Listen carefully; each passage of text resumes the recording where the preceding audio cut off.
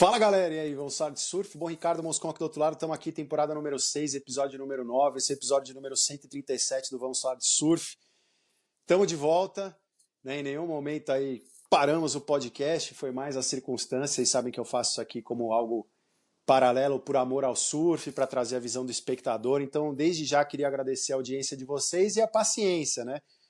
Estamos num momento diferente do circuito, eu acabei não fazendo a análise pós o Rio, né, que a gente teve a vitória incrível do Iago Dora em cima do Leonardo Fioravanti e uma mexida no ranking legal, né, o primeiro italiano da história a conseguir liderar o ranking mundial, né, e uma consolidação também do Iago Dora, né, o Iago é muito difícil, né, a gente já viu vários atletas conseguirem o título mundial e não terem uma segunda temporada, né, a temporada posterior, né, a conquista do título, manter aquele mesmo nível de surf, aquele mesmo nível de intensidade na competição, né? Muito desgastante e às vezes o foco muda, né? Até porque todos os holofotes se viram para você, seja no seu país de origem ou mesmo dentro do circuito, né? A gente sabe que isso é uma consequência natural de ser vitorioso.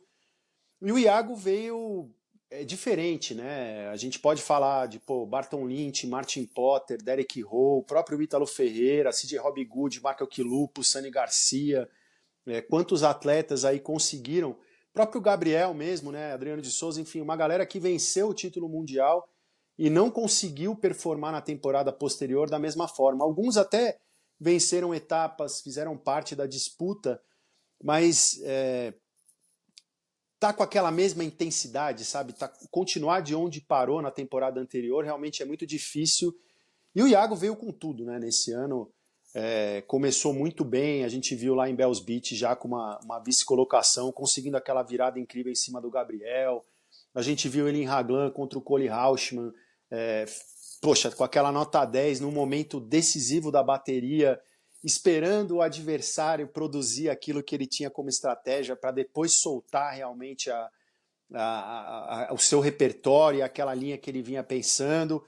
E foi legal ele ter conseguido a sua primeira vitória na temporada 2026 e, claro, ter sido no Rio de Janeiro, ter sido em casa, ele que conquista aí um bicampeonato na etapa, mantendo a hegemonia brasileira que tinha sido quebrado com a vitória do próprio Cole Rauschman, que ele bateu lá em Raglan. E vem com tudo, cara. Eu acho que o Iago tá numa temporada brilhante. Ele teve um resultado ruim na terceira etapa, né, um 17º, mas agora ele se consolida, né? Esse vai ser o descarte dele. Vamos lembrar que a gente já passou da metade do circuito, né? E estamos indo agora para um momento decisivo. A gente já está indo para a 7ª etapa. A gente vai ter aquela diminuição do número de atletas à 9ª. Temos indefinições agora para a 10ª e para a 11ª etapa, que eu vou falar daqui a pouquinho com vocês. Mas eu acho que é isso, cara. O Iago surfou demais, mostrou porque que é o atual campeão mundial, mostrou que vai dar trabalho sim, e que se a galera vacilar, ele vai para o bicampeonato, back to back, algo que o Felipe fez, que o John fez. Poucos atletas realmente conseguiram fazer isso na história, Andy Irons, Kelly Slater. A gente viu o Joe também tendo essa dificuldade, Fanning tendo essa dificuldade.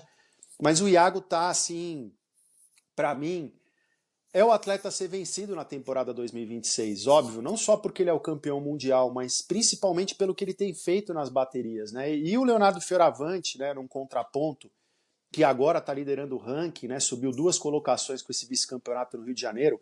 Pô, ser vice-campeão depois de uma vitória, né? E tudo que aconteceu depois, né? A Itália não tá na Copa, o Léo chegou na Itália, teve uma puta festa para ele. É lógico que ele foi recebido no aeroporto pela família, não parou o país, vamos dizer assim. Não é um país com tradição, claro, no surf, mas ele conseguiu absorver toda aquela energia e chegar no Rio de Janeiro e performar melhor ainda. E aí que ele foi para a Itália, né? Então tá vivendo esse momento brilhante. Eu sei que agora ele tá no Japão, junto com o Kanoe Igarashi e com o Jack Robinson, uma galera que cresceu junta. Claro, eles têm o mesmo patrocinador aí do segmento de energético, mas foram fazer uma trip para coroar também esse sucesso deles dentro do circuito, né? Mas o Léo, ele encontrou uma sistemática de surfar que eu acho que ele se inspirou muito nos brasileiros, né? Que é essa coisa que eu estava falando do Iago, de chegar e que o Gabriel faz muito bem, Felipe faz muito bem, Ítalo faz muito bem, de ir na hora que precisa e na hora que você está preso num determinado momento numa bateria, que você não consegue sair às vezes daquela condição o outro atleta está performando muito bem, às vezes tem 2 scores sólidos, você tem pouco tempo, você ir para o tudo ou nada. E o Léo tem feito isso, né? A gente viu ele mandando aéreos de backside super difíceis, em baterias, coisas que ele não fazia com frequência antigamente, mas acho que ele encontrou aquele sweet spot, né? Aquele ponto mágico ali, e a gente vê uma similaridade com os brasileiros, e eu sempre faço esse contraponto aqui, né, com o Ethan Ewing, que a gente viu avançando bem, né, nesse evento. O Ethan subiu 2 colocações, está ali em 7º lugar, né, teve uma 3ª colocação, fez uma semifinal, mas falta essa imprevisibilidade, né, essa coisa de você não saber realmente o que aquele atleta vai fazer dentro de uma bateria e extrapolar todos os limites, né. Eu acho que isso foi sensacional. Ítalo e Gabriel foram 2 atletas que a gente tinha uma grande expectativa, que não performaram, né, à altura daquilo que a gente imaginava. O Gabriel perdendo de cara, caindo 2 posições, está em 4º. Né? O Iago, que eu estava falando para vocês, subiu uma, está em 3º. O Ítalo caiu uma posição, estava em 1º, ficou em 2º agora, né, mas teve uma 9ª colocação.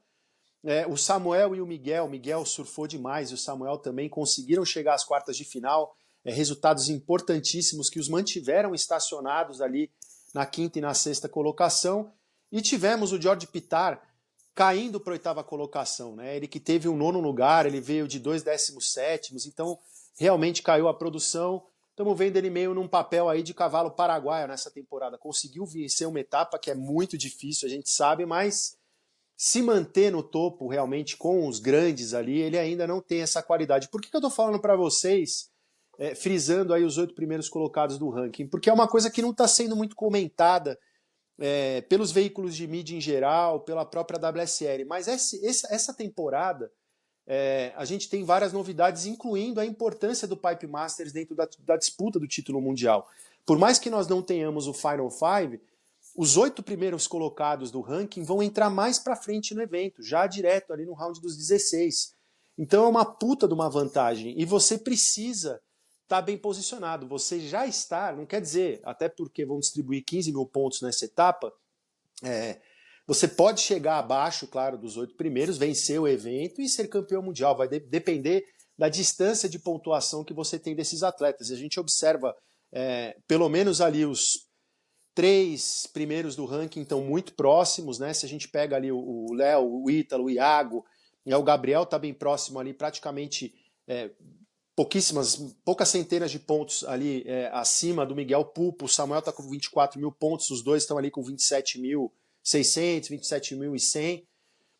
Você já tem, eles já estão se fixando ali naquela posição, então essa proximidade de ponto vai fazer realmente muita diferença. Por isso que a gente teve esse anúncio, né, que eu acabei também esperando para ver o que a WSL ia falar, como é que ia reverberar dessa etapa que foi incluída, essa 13ª etapa, né, vamos dizer assim, dentro do circuito das Filipinas, né. Tem algumas coisas para falar para vocês, assim. Primeiro que foi uma surpresa quando fizeram o anúncio, mas foi uma surpresa relativa. A gente vê uma intensificação, já não é de hoje, dos conflitos no Oriente Médio, alguns ataques do Irã reverberando, né, e acontecendo até mesmo nos Emirados Árabes, Kuwait, Catar, enfim, na região ali. E isso gera uma preocupação, se a gente tiver uma intensificação realmente da situação de guerra ou uma insegurança nesse sentido, não dá para ter etapa lá na piscina. Terem colocado as Filipinas é até que esperado, porque as Filipinas já recebem o Mundial Júnior, né? Cloud9 é um lugar que tem uma estrutura, a gente já teve etapa do Challenger, seria o Challenger, né? Hoje, do Qualifying Series lá. Tivemos performances incríveis do Raoni Monteiro, também, inclusive, de outros brasileiros. É uma onda excepcional, né? Até não sei por que o Mundial Júnior não é realizado lá. Mas, enfim, o que me preocupa e o que eu não vejo a WSL comunicando, até porque ela já anunciou quem vai ser o wildcard, está gerando essa expectativa em cima da realização, se a gente vai ter de fato o cancelamento da etapa de Abu Dhabi, né? Porque eu acho que se você tem uma incerteza como uma guerra, você já tira a etapa de Abu Dhabi, acabou, fica Filipinas e está resolvido. Eles estão mantendo Abu Dhabi no calendário. Isso é que está me deixando inseguro. Estou transmitindo para vocês uma insegurança aqui como espectador, porque até brinquei no stories do Vansar de Surf, que é o etapetão, né? Etapa tapetão. Se ela acontecer e tiver Abu Dhabi, ela vai ser um tapetão porque ela vai acabar né, se os brasileiros continuarem nesses posicionamentos, o próprio Léo Fioravante, você chegar, vamos lembrar dos 8 primeiros, e aí você tem a etapa de Portugal, que nós temos uma tradição de vitórias, enfim, nem precisamos falar, é enorme, tanto no masculino como no feminino, mas principalmente estou falando do masculino. E aí você tem a etapa da Filipinas, e depois você tem Abu Dhabi, né? Filipinas é uma direita, Cloud9 é uma direita perfeita, tubular, extremamente cavada, tem tubo, tem aéreo, tem tudo quanto é tipo de manobra que pode acontecer, mas vai favorecer muito os regular footers dentro do circuito. E vamos lembrar que a gente tem Ítalo, Iago, Gabriel e Miguel, né? 4 atletas pensando nesses 8 primeiros, se isso se mantiver daqui para frente, no topo do circuito, praticamente já garantindo, se o circuito fosse para pipeline agora, eles estariam já garantidos ali nas oitavas de final. E são atletas com performances incríveis em pipeline.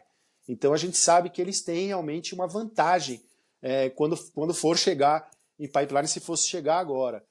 Isso abriria uma margem para atletas como Ethan Ewing, Jack Robinson, o próprio George Pitar, né, o Léo Fioravante, enfim, todos os regular footers de conseguirem ter mais uma chance de tentarem se posicionar lá acima. Mas também tem um outro fator. Então, assim, vou resumir isso aí. Por que tapetão? Porque se tiver 13 etapas de fato, eu vou ficar muito chateado com a WSL. Vai ser uma das piores situações que eu já vivenciei, que eu já vi acontecer dentro do circuito mundial. Eu vou ficar realmente muito desapontado, porque vai ser como se o Trump tivesse ligado lá para tirar o cartão, a suspensão do cara que tomou o cartão vermelho, né? Seria um tapetão, né? O grupo do Zap dos australianos e americanos ia ter funcionado perfeitamente e eles iam ter conseguido o objetivo de criar uma situação para bagunçar o circuito. Eu estou falando isso porque logo que o Ader Oliveira, do Fala Papá, que eu acho sensacional, parabéns a ele aí pelo podcast, logo que ele postou essa possibilidade da entrada, que a WSL talvez colocasse uma etapa na Filipinas no circuito, eu vi o Gabriel Medina comentando piada. Ele escreveu piada. Acho que foi exatamente isso. E eu nunca vejo o Gabriel se manifestando em coisas desse gênero. Então deve ter tido uma movimentação de bastidores muito grande, né? E também tem um outro... Então esse é um fator que eu já acho que gera uma insegurança, realmente, deles manterem essa etapa, que vai ser para mim esse grande absurdo. Uma outra coisa que eu acho de você ter um equilíbrio do circuito mundial, que eu vi muita gente falando, porra, tinha que ter sido uma esquerda, ou uma direita e esquerda, como é o caso da piscina de Abu Dhabi, né? Eles poderiam ter colocado numa outra piscina. Eu sei que Limor, na Califórnia, não é mais do Kelly, né? Nem da WSL, não é mais a WSL. Não sei, acho que do Kelly ainda mas enfim, não é mais a WSL, mas eles poderiam ter visto lá, eles poderiam ter visto outras piscinas. Aqui no Brasil lançou uma nova nos Estados Unidos, tem a do Texas, enfim, tem no Japão, tem na Coreia do Sul. O que não falta tem em Munique, na Alemanha, tem na Suíça. O que não falta é lugar para realizar esse evento na piscina, né? Então, eu achei que poderiam ter feito isso para manter o equilíbrio do tipo de onda, porque é como se você tivesse uma escada que você sabe que você vai ter que subir 11 degraus para chegar no 12º e resolver tudo, né? Vamos dizer assim, chegar lá no topo no final e ver quem chega primeiro lá no topo da escada.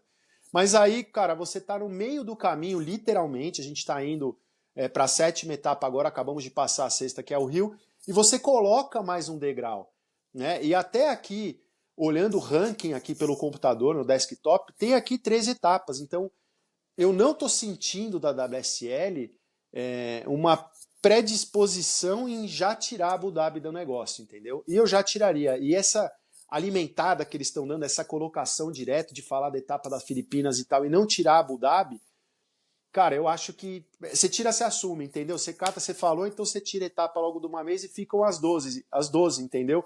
E deixa isso pro ano que vem. E outra coisa também, eu volto sempre pro compliance, pra governança, né? Eu acho muito chato, porque eu aqui no podcast, eu às vezes não fazer uma análise pós-etapa direta e tal, eu tô numa posição aqui que eu tenho essa liberdade, né? Eu tenho meu compromisso com vocês, claro, por isso que eu tô aqui. Meu compromisso com o surf, que eu amo surf, vocês sabem, assim como vocês, mas eu não tenho um compromisso financeiro, eu não sou pago para fazer isso, eu faço no meu tempo, né, justamente por isso e tal. Se virar um compromisso, aí é uma outra coisa, eu teria que estar aqui direto depois que terminou a etapa, independente dos meus compromissos, e enfim. Mas eu fiquei com essa com essa insegurança, porque existe essa luta, né? Essa luta pelos top 8, cara, e ela tá realmente muito bem definida, né? A gente vai olhar um Itaú, ele tá com 23 mil pontos, ele tem 10 mil pontos a menos do que os primeiros colocados, praticamente uma etapa, né?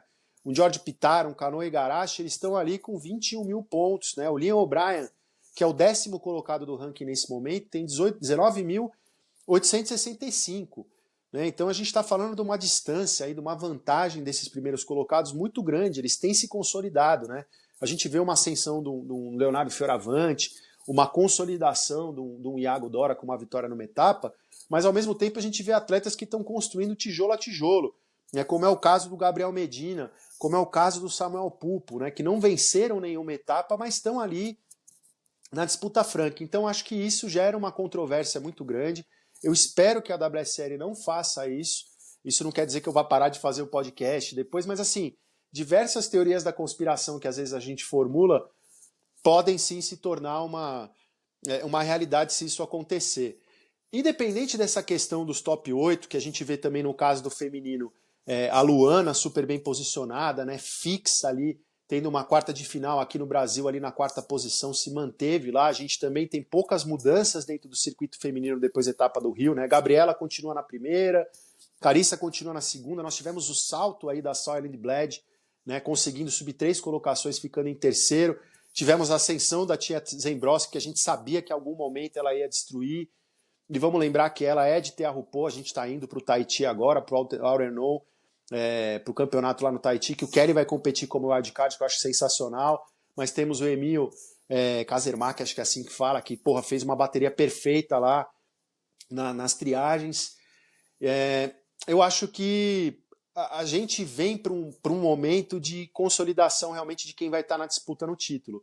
E a gente tem outros fatores também em definição, né? Nós temos esse corte também, né? Não só a questão da reclassificação, né?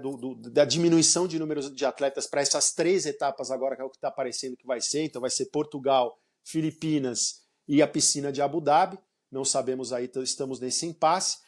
Mas a gente tem aquela questão, né? Os 22 melhores surfistas que vão passar para essa próxima fase do circuito, o resto da galera vai ter que brigar com os 10. Já está todo mundo embalito, porque o Challenger Series já começou e está pegando fogo. Então a gente vê Cole Rauschmann, Matheus Erdi, uma galera ali já competindo. Vão pegar os atletas do Challenger, é super difícil, eles já passaram por lá. Mas é um momento de se mexer, cara, de começar a se coçar. A gente viu o João, por exemplo, né, o João Chianco, o Chumbinho, tendo uma performance excepcional, né, agora em casa, lá em Saquarema, que foi o salto que ele precisava e provavelmente no momento que ele mais precisava. Né? Essa terceira colocação dele não só mostrou o nível de surfista que ele é, e que é um cara que sabe competir sob pressão, porque estava num momento complicado no circuito, né? Vinha de 3 17º, ele tinha tido 2 nonas colocações, mas precisava de um resultado sólido. Ele deu um salto legal, está em 17º, subiu 6 colocações. Né? Então, conseguiu performar a altura. Né? Os tubos que ele pegou, cara, ele é foda. Ele encontra, ele sabe acelerar, não são tubos fáceis. E vai para uma perna do circuito que realmente o favorece. Não seria difícil a gente imaginar, visualizar o João vencendo as 2 próximas etapas. Né? Tendo uma vitória no Tahiti e indo para a FIDE e destruindo. A gente ainda tem Trestos, então temos bastante coisa pela frente, mas realmente começa a ficar difícil, né? A gente olha o Felipe Toledo, por exemplo, cara, de novo um 17º, perdeu de cara numa etapa que ele já venceu 200 vezes, então abaixo daquilo que a gente espera dele, tá indo para uma perna, vamos dizer assim, polinésia, né? Tá indo lá para as ondas de fundo de coral e tubulares para a esquerda, com uma obrigação de performar. Né? Ele caiu 3 colocações, está em 15º, não está fora da zona de classificação para as outras 3 etapas, para estar na disputa lá em Pipeline, por exemplo. Mas a gente sabe que o funil está apertando, né, cara? E ele não tem conseguido os resultados. Então vai ser muito interessante vê-lo competir no Tahiti sob pressão, né, de resultado. E talvez até ele possa ter, eu espero isso. Desculpa, gente, de verdade que ele tem as melhores performances que a gente já viu dele nessas ondas extratubulares aí pesadas durante esses eventos, para chegar em Trestos, que é uma etapa que ele destrói, a gente sabe, com tudo, mas Nós temos também, cara, por exemplo, o Matheus Erdi. É um cara que já está lá em Barito competindo muito bem. A galera já está passando, está indo para os rounds dos 16. Resultados aí excelentes. Ian também já passou. Provavelmente quando vocês virem o podcast a gente já vai ter mais desdobramentos desse evento. Talvez até os vitoriosos dessa primeira etapa do Challenger definido. Depois a gente vai para Huntington Beach, na Califórnia. Mas também tem uma pressão, né? Também vai ter que performar no Tahiti para realmente tentar se manter pelo circuito, porque isso não está descartado, porque a gente sabe que em Trestles ele pode destruir, mas ele precisa ter bons resultados agora no Tahiti e também na sequência em feed para chegar em Trestles e fazer aquela performance que a gente espera dele. O Alejo Muniz, cara, tá curtindo a volta olímpica, então ele pode sim ter bons resultados nessas etapas, porque são etapas que ele já competiu, tem experiência, é um cara que se joga, tem equipamento desenvolvido, então eu tenho expectativas de ver o Alejo tendo uma performance assim de gala, né?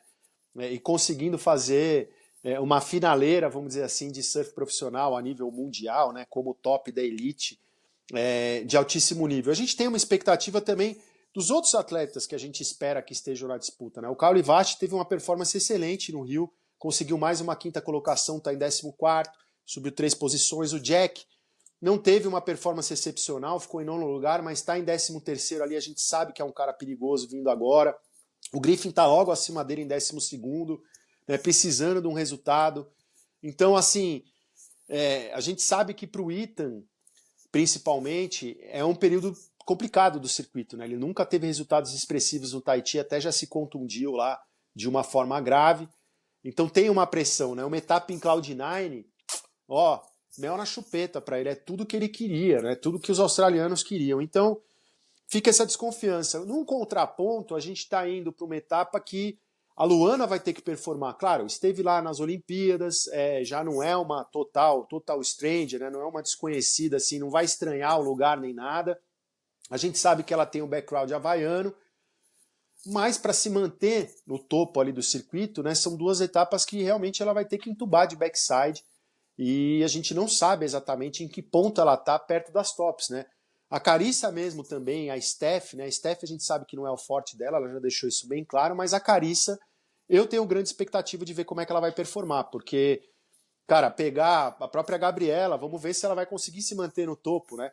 Porque também não é uma exímia tube rider de backside.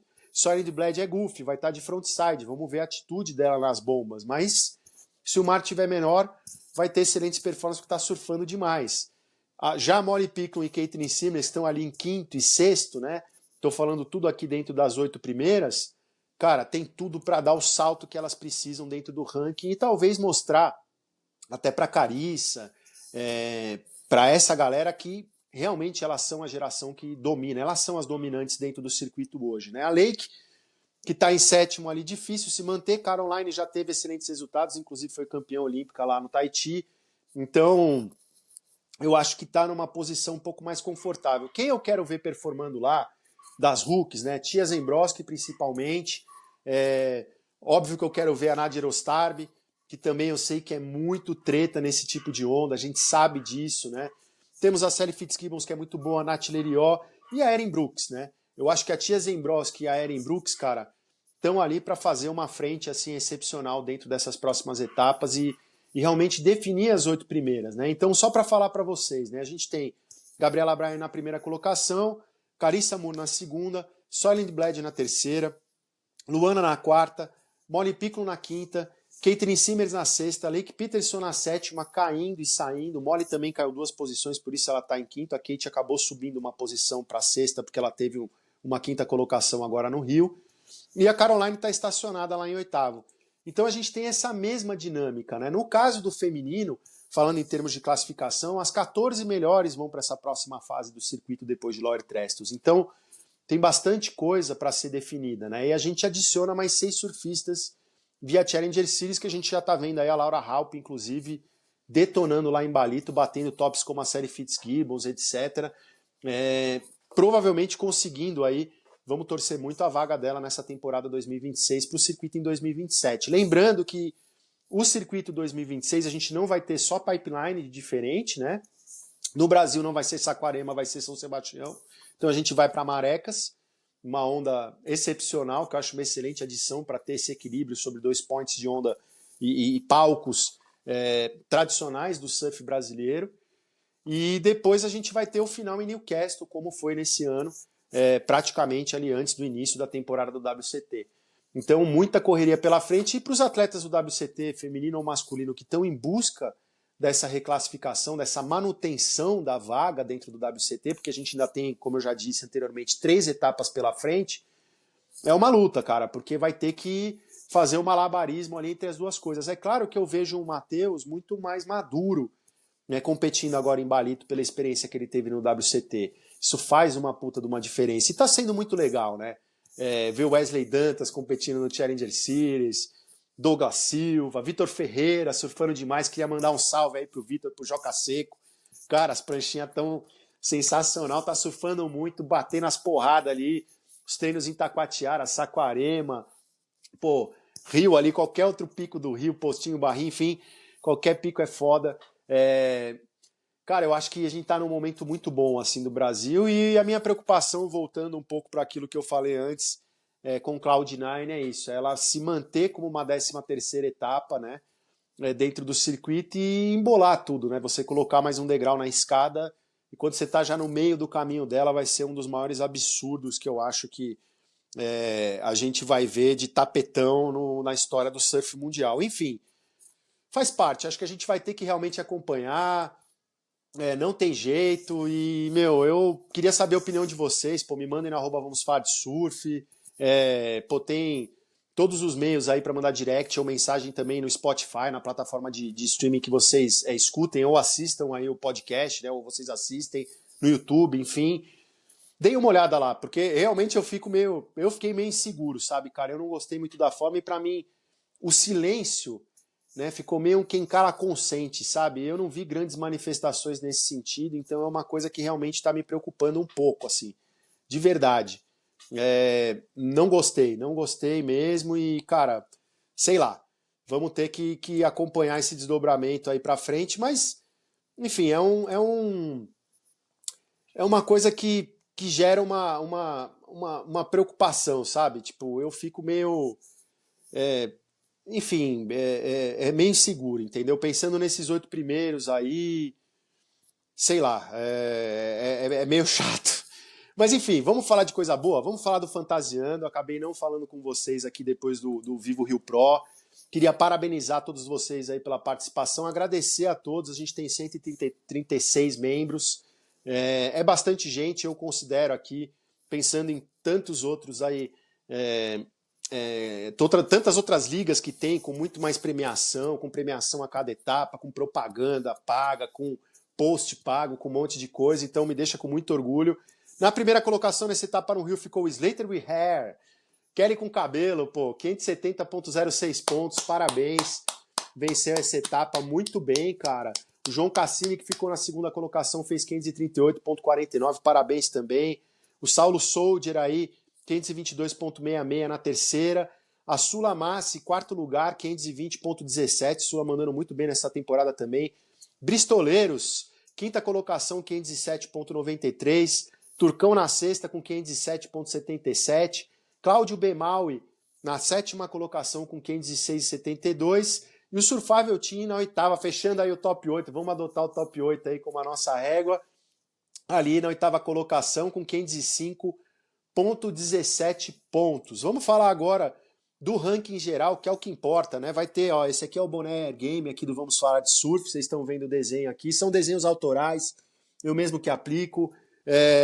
Segue lá a Unironautas.oficial, que é um coletivo ali mais ou menos, tem skate, tem surf, tem música, tem arte, tem um monte de coisa legal, são criações minhas aí, e a ideia é agregar, mas é tudo feito com amor, enfim, então se vocês tiverem interesse, se alguém tiver interesse em algum produto, alguma coisa, fala comigo, eu faço para vocês, se eu tiver alguma coisa em estoque, mas é uma coisa feita na mão mesmo, então é outro esquema, sem IA. Mas vamos lá, ó, no overall tá, primeira colocação, João Lapolha, tá ali com 3.533,03 pontos. Marcelo Vieira na segunda, 3.406,28 pontos. Abraão Oliveira na terceira colocação, 3.305,83 pontos, desculpe. Na quarta colocação está o Lomba, com 3.304,82 pontos. Sulamassi na quinta, com 3.302,10 pontos. Flavião na sexta, aí Flávio Santos, 3.274,55 pontos. João Cassini na sétima, com 3.263,45 pontos. E o Cláudio Bemal, e aí fechando os top 8, com 3.260,98. Só para falar para vocês, galera, olhando o ranking geral, não sei se vocês têm o costume de fazer isso, cara, tem uma galera na faixa dos 3.000 pontos, ou próximos aos 3.000 pontos, chegando ali no 50º, 60º, então assim, todo mundo tem chance, é um circuito mais longo, as etapas vão contando mais pontos, a gente tem pipeline que conta uma pontuação maior. Esqueci de falar para vocês também, tem o deck que o Flavião forneceu, desculpe, o Lash, que o Flavião forneceu também da Bullies, então assim, participem, cara, é legal ver isso. Tahiti é uma outra onda, um Emil da vida que vai de wildcard, é um cara perigoso, Kerry a gente sabe que é muito perigoso, né, o atleta mais vitorioso naquela onda, a gente que começou nossa trajetória com uma vitória marcante do Bruno Santos lá em 2008, que foi uma quebra de paradigma, né, na minha opinião, dentro do circuito mundial de surf, da história do surf brasileiro, não só pelo Bruno ter vencido, né, não foram nas condições extremas, mas ele veio desde a triagem em condições extremas, surfou todo tipo de onda durante o evento, bateu o Mick Fanning soltando prancha dentro do tubo para prejudicar ele, bateu Manoa Drolet na final, né, regular footer aí, irmão do Matarri, que vocês estão acostumados aí a ver destruindo por lá. Então foi uma vitória que mostrou, né, aqui uma coisa que já vinha há muito tempo, mas que o brasileiro surfa assim bem a onda de reef break, e foi, acho que, a virada que a gente precisava, assim, de instigar mesmo e de mostrar que a gente era capaz. E o começo da Brazilian Storm, no sentido assim, eu considero o Bruno Santos da geração Lombrô, né? Ele é da mesma geração do Raoni Monteiro, do Léo Neves, do Pedro Henrique, do Marcelo Trequinho, né? Bruno que já foi quinto no Mundial Júnior, né? Antigo Mundial Pro Júnior, um atleta de altíssima qualidade que só não conseguiu sua vaga no WCT, mas é considerado não só por brasileiros, mas dentro da comunidade internacional do surf, um dos maiores tube riders do mundo, de frontside, de backside.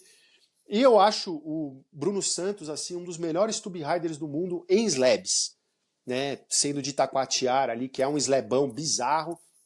Ele é um dos caras que mais entuba quando o negócio é quadrado e não tem, sabe, você não vem, dá o drop, cava, bota pra dentro. Óbvio que ele é bom nisso, mas dropar já dentro e ir, meu irmão, um dos melhores, e ajudou em toda essa formação dessa geração de tube riders brilhantes que a gente tem, como o Adriano, como Miguel Pupo. Adriano também virou um puta tube rider, mas Miguel Pupo, o Gabriel Medina, né, o próprio Ítalo Ferreira é um monstro, bateu o John, né, lá no Tahiti, e Cariago Dora, enfim, João. Então, assim, a gente vem para o momento do circuito pensando nos brasileiros muito bom.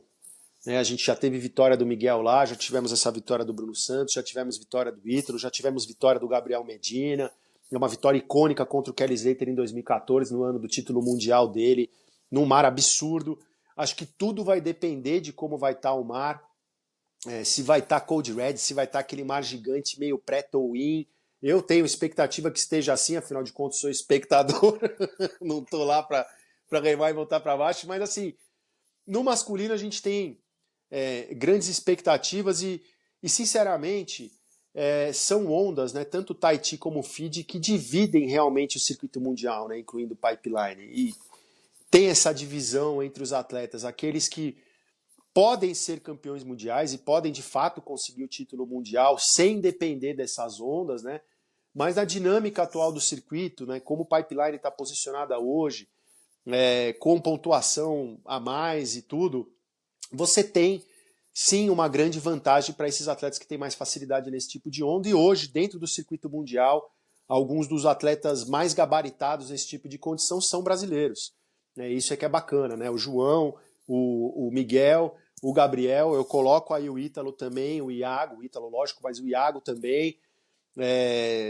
Acho que o Samuel pode performar muito bem, enfim. A Luana já é aquilo que eu falei antes para vocês, é uma grande incógnita, né? A gente vê uma dominância muito maior da Caitlin Simmers, né? Da própria Molly Picklum, vamos ver a Erin Brooks, vamos ver a Tia Zembroski, mas a Carissa também está de volta, experiente, vai ser interessante vê-la competir lá, já mãe, Eu quero ver como é que a Steph também vai competir. Desculpa, gente. E eu queria falar uma coisa, eu estava falando para vocês de classificação e tal. Existe uma dinâmica interessante, porque eu não sei, né? A gente vai descobrir, tá tudo acontecendo ao vivo, né? O circuito hoje tá uma loucura, as coisas mudam do dia para a noite, né? Mas eu acho que podem ter atletas mal posicionados dentro do ranking, que não vão participar dessas 2 ou 3 etapas aí no meio do caminho, pós essa redução de número de atletas, esse corte, que podem conseguir um resultado excepcional em pipeline e conseguirem a reclassificação na última etapa. É isso que eu acho interessante, entendeu?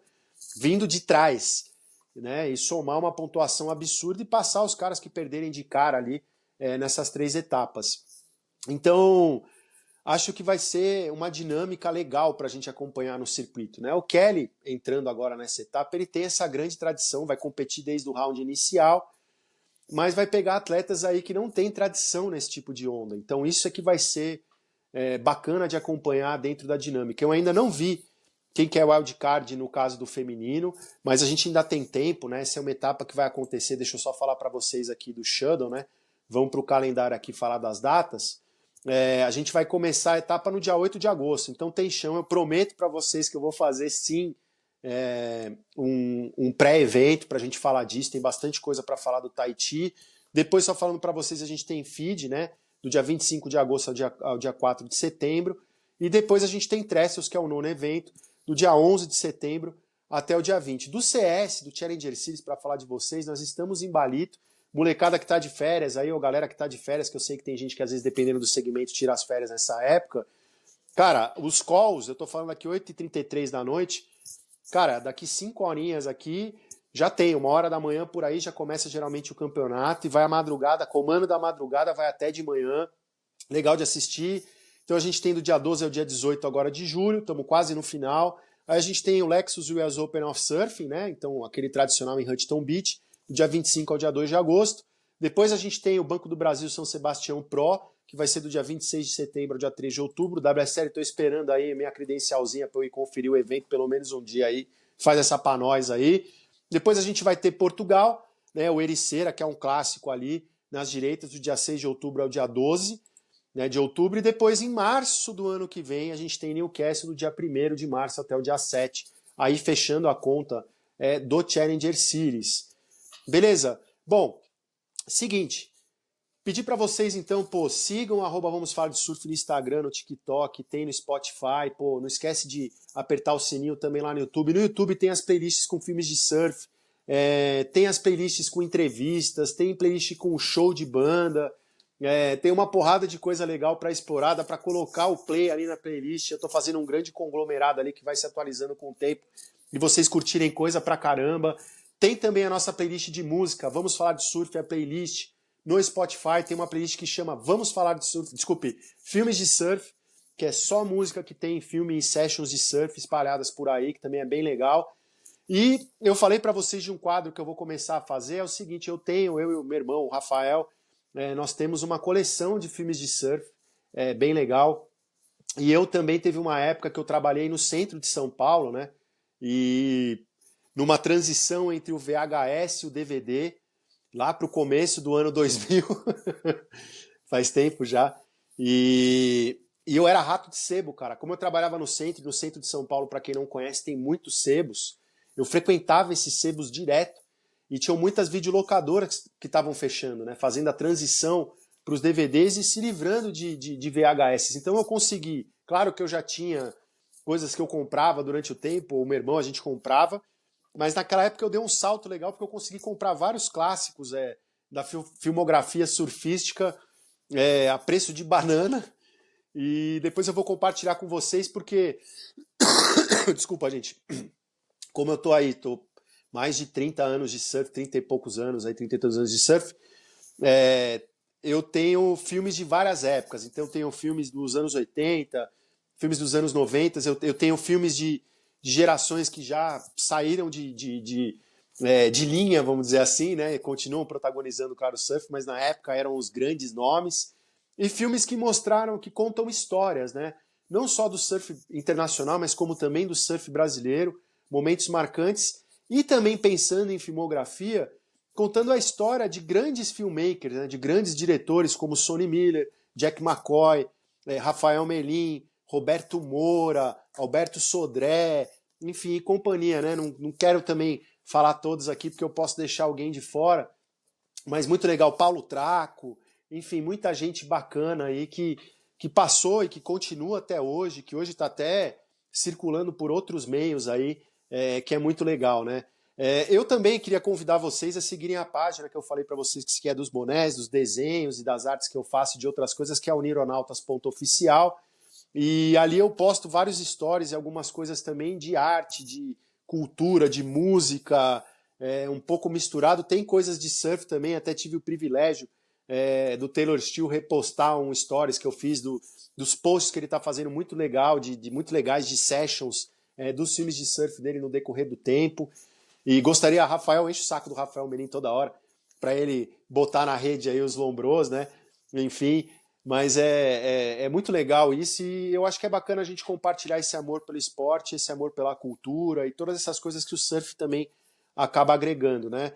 Queria novamente agradecer a compreensão de vocês também pelo tempo aqui do podcast e com certeza também, óbvio, pela audiência de vocês são sensacionais, pelas mensagens também, né? Tem que cobrar mesmo, se eu sumir, fala, porque às vezes é coisa de um dia tá cansado de enrolar de alguma coisa, de outra coisa, isso aqui, mas dá para parar, dá para fazer. Então é isso aí. Beleza? Espero que vocês tenham gostado desse podcast. Na torcida pela galera no Challenger Series, eu acho que a gente vai dar dura nesse ano de 2026. Tivemos um 2025 para 26 muito sofrido, então eu espero que 2026 seja um ano de muito sucesso para os nossos atletas no Challenger Series 26, 27.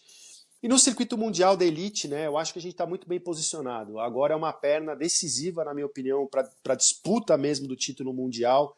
E acho que a gente pode ter mais brasileiro encostando nessa briga. E espero que a Luana, nesse caso, né, especificamente, a gente até teve o retorno da Tati lá no Rio, que foi muito legal, voltando aí ao ritmo, vai estar de volta em 2027 através do wildcard, por causa da maternidade, mas que a Luana consiga também performar em alto nível, né? Eu sei que tem um tempo para etapa acontecer, mas se eu fosse uma galera aí, né, por exemplo, o Matheus, espero que ele vença lá em Balito, mas de lá já ir direto pro Tahiti, que a Luana vá para lá também o mais breve possível, pelo que eu vi, acho que ela tá no Havaí, então daqui a pouco deve estar indo para lá também, porque eu acho que é pra galera realmente treinar, o Felipe também, mas eu vi que o Felipe tá surfando direto ali também com o João, com o Scooby, com o Trequinho, com o Pastore, né, com a galera Waradei, então acho muito legal também, porque é uma galera com base de tubo, é uma galera com base de bomba, e eu acho que o Felipe tava nisso. Califórnia é animal, porra, tem altas ondas, mas não é a mesma coisa. Então acho que o Felipe ali nesses punch, beat breaks aí, pode realmente ter um salto de evolução muito grande e surpreender a todos aí chegando num Tahiti, principalmente por acerto de equipamento e tecnicamente também, porque essa troca, né, é muito importante. E o cara já estando mais relaxado, né, estabelecido, falando a mesma língua, também, sabe, dá uma mudada na dinâmica de vida do cara, então é totalmente compreensível o momento que ele está vivendo, mas eu acho que ele vem para um salto também. Outro cara que eu tenho grandes expectativas, só para fechar aqui com vocês, é o Samuel Pupo, que, cara, eu acho que pode surpreender a gente lá animal. E óbvio que eu estou muito de olho, e acho que todos vocês também, nem Iago Dora, na continuidade do que ele está realizando realmente no surf. Eu vi que ele está na Indonésia junto com o Victor Bernardo, encontraram até o Markel Quilupo, tem uma galera lá, acho sensacional, estão lá, pegando tubo, surfando esquerda, riff break, tudo isso vai ajudar a formatar esse caminho, né, para encontrar o sucesso nessa segunda metade do circuito aí. E WSL estamos na expectativa, cara. Tira logo ali Abu Dhabi e pensa bem, meu, para os próximos anos, assim, cara. Eu entendo que tem o dinheiro envolvido e tal, mas, cara, tem outras piscinas sensacionais. Na própria Arábia Saudita tem uma piscina incrível ali também, mas assim, ter uma piscina, manter esse lance de ter direita e esquerda e ter esse equilíbrio, entendeu? Eu entendo que talvez seja aquilo, você precisa pegar o step ali e colocar o que está mais fácil, é um governo que tem incentivo, já facilita todo o proceder, vamos dizer assim, para você estruturar um evento, que não é simples, claro, mas pensem também nas expectativas e nessas desconfianças que vocês acabam criando, que realmente é muito chato, e eu sinto falta de uma outra coisa até para vocês, para encerrar. A WSL não tem uma comunicação clara, né? Ela não... Pô, os caras poderiam ter feito uma live para anunciar, poderiam ter comunicado melhor as coisas, ter feito mais materiais de explicação, ter uma comunicação melhor com a gente também, né? Eu não sou jornalista, mas eu sou um criador de conteúdo ligado a surf, né? Um formador de opinião. Então, ter um contato maior com a gente, eu acho que seria muito legal. Não só ia ficar lisonjeado, mas não é por uma questão de ego, entendeu? É porque a gente aqui é que faz o circuito, né? Os surfistas que surfam, mas a gente é que acompanha e consome e fala disso sem ganhar um puto. Então, cara, a gente precisa de um respeito e de uma comunicação mais franca e realmente eu sinto falta, de verdade, nesse gerenciamento das mídias e tal, e dessa comunicação com quem faz o surf acontecer nos bastidores, né? Às vezes a gente não tá na praia, eu tô aqui em São Paulo, enfim, mas sabe, a gente que tá aqui próximo e que ama essa porra e que vai continuar amando de qualquer jeito. E é isso aí. Beleza? Então chega de falar. Não esquece de seguir o Vamos Falar de Surf. Dá 5 estrelas, por favor, podcast e compartilha com a galera, porra. Quanto mais gente tiver aqui, melhor. Quanto mais gente no Fantasiano, melhor. Vamos lembrar, cara, não tem nada decidido. Dá pra entrar agora e ter chance de vencer. Dá pra quem tá lá embaixo também, porra, perdeu uma etapa, esqueci de montar o time, meu, monta pra próxima. Você ainda tem chance de vencer. E tamo junto, cara. Isso aqui é por amor, é por prazer. E é isso. Então a gente se vê no próximo, valeu? Aloha, galera. Até mais. Uou!